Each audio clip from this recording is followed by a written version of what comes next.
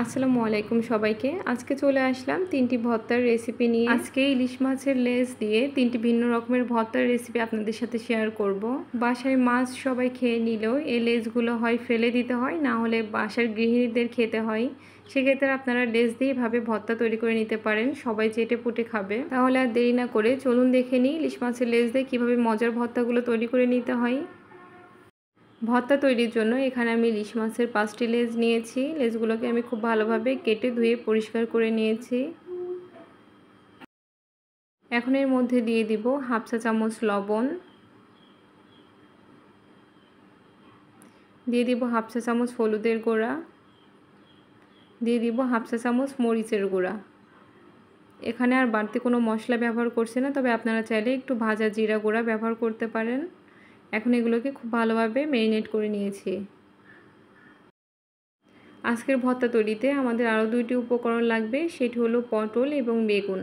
এখানে বেগুনগুলোকে আমি কেটে নিয়েছি এবং পটলগুলো খোসা ছাড়িয়ে কেটে নিয়েছি। সবজিগুলোকে কেটে ভালোভাবে ধুয়ে নিয়েছি। এখন এর মধ্যে দিয়ে দিব পরিমাণ মতো লবণ, দিয়ে দিব পরিমাণ মতো হলুদের গুঁড়া এবং দিয়ে দিব পরিমাণ মতো মরিচের গুঁড়া। এখন এই শুকনো মশলার সাথে বেগুন এবং পটলগুলো খুব ভালোভাবে ম্যারিনেট করে নিব। ভালোভাবে ম্যারিনেট করে নেওয়া হয়ে গেলে এখন চলে যাব ভেজে নেওয়ার জন্য। চুলায় একটি প্যানে দিয়ে দিব পরিমাণ মতো তেল। তেলটা ভালোভাবে গরম হয়ে গেলে এখন ম্যারিনেট করে রাখা ইলিশ মাছের লেজগুলো দিয়ে ভেজে নিব। চুলার জালটা অবশ্যই মিডিয়াম লো হিটে রেখে ভেজে নিতে হবে, কেননা হাই হিটে ভেজে নিলে উপরে কালার চলে আসবে কিন্তু ভিতরে কাঁচা থেকে যাবে। যেহেতু এগুলো দিয়ে ভর্তা তৈরি করব, সেক্ষেত্রে মাছগুলো আমাদেরকে একটু সময় নিয়ে ভালোভাবে ভেজে নিতে হবে। তবে একটি বিষয় অবশ্যই খেয়াল রাখতে হবে, মাছগুলো যেন বেশি ডিপ ফ্রাই করা যাবে না। যেহেতু এটি থেকে ভর্তা তৈরি করব, তাই এগুলোকে একটু সফট করে ভেজে নিতে হবে। এপাশ ওপাশ উল্টে একটু সময় নিয়ে খুব ভালোভাবে মাছের লেজগুলো ভেজে এখন উঠিয়ে নিচ্ছি।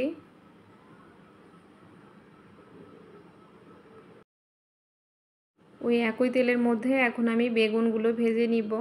আমরা রেগুলার বাসায় যেভাবে বেগুনটাকে ভেজে থাকি সেইভাবেই ভেজে নিতে হবে।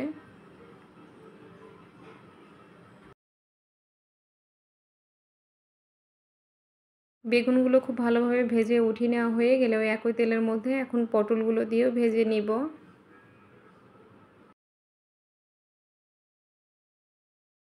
পটলগুলোও উল্টে পাল্টে খুব ভালোভাবে ভেজে উঠিয়ে নিচ্ছি। ওই একই তেলের মধ্যে এখন কিছু শুকনো মরিচ ভেজে নিব।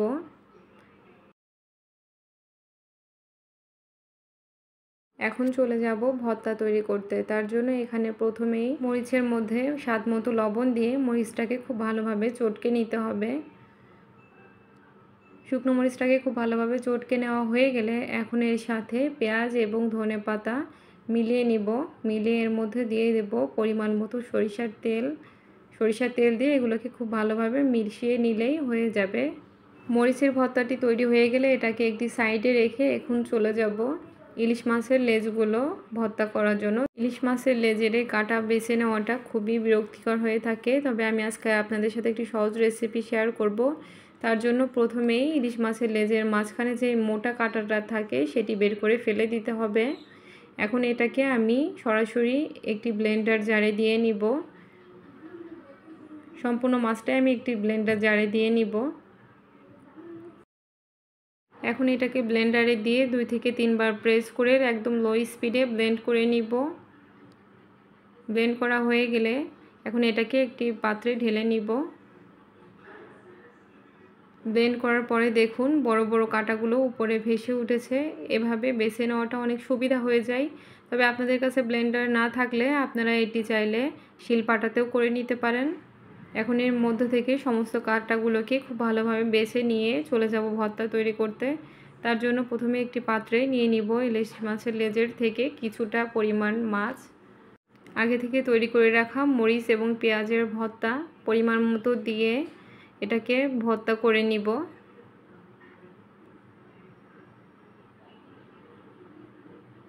ভালোভাবে মিশিয়ে নিলেই ব্যাস তৈরি হয়ে গেল ইলিশ মাছের লেজ ভর্তা। এটাকে এখন একটা সাইডে রেখে চলে যাব আরও একটি ভর্তা তৈরি করতে। তার জন্য এখানে প্রথমে আমি বেগুনটা নিয়ে নিয়েছি। ভেজে রাখা বেগুনগুলো একটু ম্যাশ করে নিব এবং এর উপর থেকে যে খোসাটা আছে সেটা তুলে ফেলে দিব। আপনার চাইলে এভাবে রেখেও দিতে পারেন। কিছুটা ম্যাশ করে নিয়ে এখন এর মধ্যে দিয়ে দিব পরিমাণ মতো ইলিশ মাছের যে বেছে রাখা লেজটা ছিল সেখান থেকে কিছুটা, আর দিয়ে দিব মরিচ এবং পেঁয়াজের ভর্তা পরিমাণ মতো দিয়ে এটাকে ম্যাশ করে নিলে ব্যাস তৈরি হয়ে গেল আমাদের আরও একটি ভর্তা। এখন চলে যাব পটলের ভর্তা তৈরি করতে। তার জন্য এখানে ভেজে রাখা পটলগুলো নিয়ে একটু ম্যাশ করে নিব। আপনারা চাইলে এই পর্যায়ে পটলের ভেতরে যে বিচিটা থাকে সেটাকে ফেলে দিতে পারেন, তবে আমি এভাবে ভর্তা তৈরি করব, আমার এভাবে খেতে বেশি ভালো লাগে। আপনারা চাইলে এটাকে বাদ দিয়ে দিতে পারেন।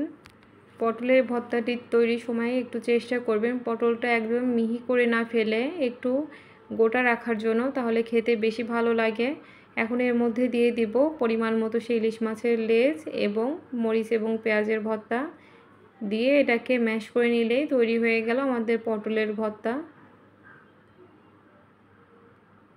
এখন এগুলোকে পরিবেশন করে দেখাচ্ছি। এই ভর্তাগুলো খেতে এতটা অসাধারণ হয়ে থাকে, আপনারা বাসায় ট্রাই না করলে বুঝবেন না। বাসায় অবশ্যই একবার হলেও ট্রাই করে দেখুন, সবাই আঙুল চেটে পুটে খাবে। দীর্ঘ 1 মাস রোজা রাখার পরে যখন খাবারের প্রতি একটি অরুচি চলে আসে তখন এই ভর্তাটি ট্রাই করে দেখতে পারেন। এই ভর্তাগুলো দিয়ে পেট ভরে ভাত খেতে পারবেন এবং মন থেকে তৃপ্তি লাভ করবেন। বিশ্বাস না হলে বাসায় একবার হলেও ট্রাই করে দেখুন, আর বাসায় ট্রাই করলে অবশ্যই আমাকে কমেন্টে জানাতে ভুলবেন না। আমার রেসিপিগুলো যদি ভালো লেগে থাকে আমার চ্যানেল বা পেজটি সাবস্ক্রাইব বা ফলো করে আমার পাশেই থাকুন। সবাইকে অসংখ্য ধন্যবাদ। সবাই ভালো থাকবেন, সুস্থ থাকবেন। আল্লাহ হাফেজ।